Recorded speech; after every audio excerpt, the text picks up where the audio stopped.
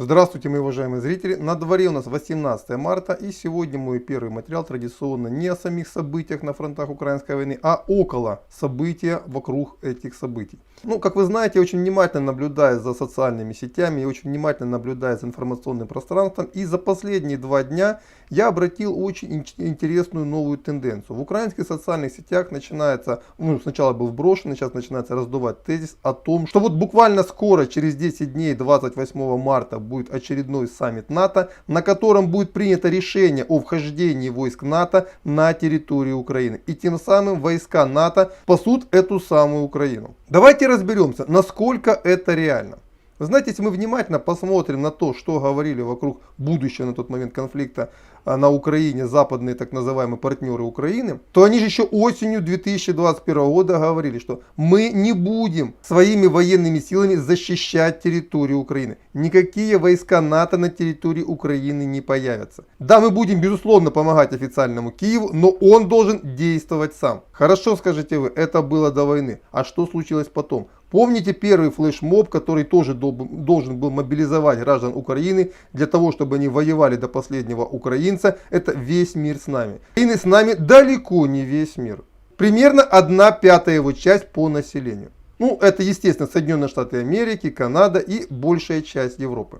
А весь остальной мир как раз против Украины. Более того, косвенно он поддерживает именно Россию. Именно потому, что этот тезис постепенно становится очевидно уже даже гражданам Украины, в общество вброшен следующий. НАТО теперь точно зайдет на Украину своими войсками, потому что по-другому быть не может. Почему так? Да потому что ситуация на фронтах для ВСУ просто аховая. Примерно половина боевой техники уже уничтожена, войска сильно измотаны, некоторые окружены уже в котлах, как Мариупольский. Остальной Донецкий фронт дышит на ладан и вот-вот попадет в окружение. Ситуация под Харьковом для ВСУ складывается тоже на сегодняшний момент не самым лучшим образом. Киев почти окружен, российские войска подходят к Кривому Рогу, они обложили Николаев. А еще все ждут десанта в районе Одессы. И сегодня для того, чтобы мобилизовать население Украины и чтобы продолжать удерживать в нем уверенность, что победа очень скоро будет за ними, можно сегодня это переломить только одним тезисом. К нам на помощь придут войска НАТО.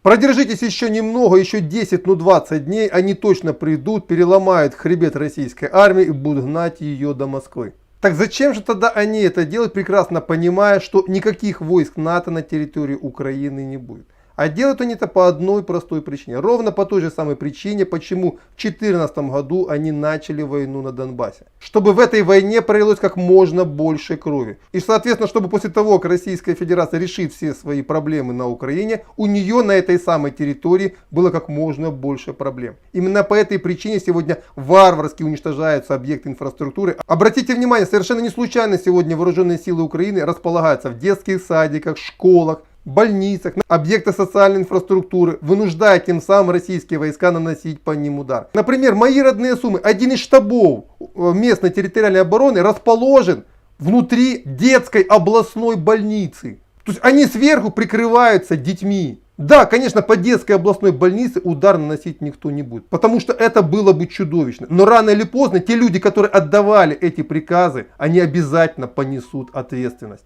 Для тех, кто сегодня считает себя властью в Украине, самое главное оставить после себя выжженную землю. Почему? Да по одной простой причине. Сегодня в социальных сетях упоротые патриоты могут сколько угодно истерить по поводу того, что украинцы никогда не будут с русскими жить в мире и дружбе. Последние 8 лет является отличным доказательством того, что мозги жителей Украины прошиваются элементарно. Стоит им подпасть под действие какого-то информационного купола, и в течение нескольких лет они начинают думать совершенно иначе. И вот именно этого больше всего сегодня и боятся не только официальные власти в Киеве, но и их спонсоры в Вашингтоне и Лондоне. Потому что именно они занимались прошивкой мозгов украинских граждан, и они отлично понимают, что обратная перепрошивка не только возможна, она неизбежна. И больше всего они сегодня боятся того, что те люди, которые сегодня выживут и останутся на территории Украины, что из них завтра будут созданы новые бригады каких-нибудь новых ВСУ, либо еще не знаю чего, которые завтра либо послезавтра станут плечом к плечу, как и, например, бригады вооруженных сил Республики Беларусь вместе с бригадами вооруженных сил Российской Федерации. Потому что это неизбежно. Потому что это уже доказано историей. И вот именно этого они боятся больше всего. Именно поэтому они ищут любой способ, чтобы убедить сегодня украинцев брать в руки оружие и умирать за их собственные интересы. В абсолютно бессмысленной и бесперспективной для нынешней власти войне. Именно по этой причине они выдумывают всякие сказки. Мнимые победы. Весь мир с нами. Войска НАТО завтра войдут. Но все это выдумывается для того, чтобы вас, жители Украины, заставлять верить в будущую близкую победу, в которой те люди, которые вас это призывают делать, сами уже не верят. Вот это то, что я хотел сказать в данном материале. На этом по этой теме на пока все. Следующий выпуск будет посвящен уже традиционно военным сводкам. До свидания.